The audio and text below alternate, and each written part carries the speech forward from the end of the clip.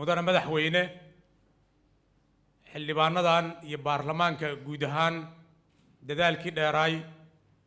socdaalkii nabadda dib u heshiisiintii dhismihii maamulka ka soo baxay muddadii sanadka ahayd oo ay joogeenna shaqooyin badan iyo halgan badan ayay u soo galeen sidii galmudug ay hore ugu socon lahayd